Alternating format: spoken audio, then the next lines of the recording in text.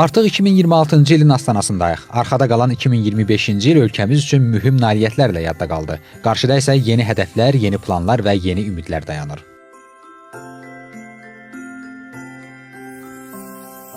Yeni il yarmarkasında ötən illərə nisbətən iaşə xidmətlərinin sayı artırılıb.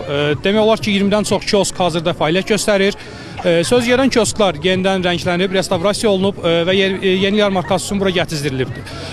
Yeni il yarmarkasının deməli xidməti yerli sakinlərin, həmçinin qonaqlarımızın, Muxtar Respublikası cəmaatının iaşə xidmətləri ilə tanışçılığı, həmçinin yerli dadların və fərqli dadların, fərqli mətbəx nümunələrinin nümayişi məqsədini daşıyır. Burada fiziki şəxslərlə yanaşı yerli şirkətlərin məhsullarının nümayişi də həmçinin aparılır.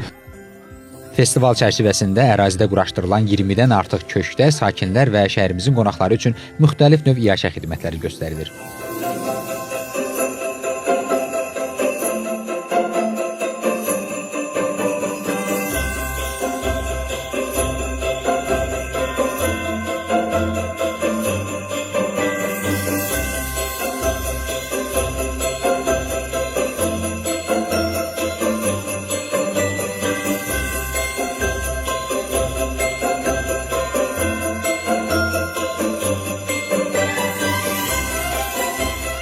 Dörd yanvar tarixinədək davam edəcək qış festivalı çərçivəsində musiqili proqramlar, 31 dekabr gecəsi isə möhtəşəm atəşfəşanlıq olacaq.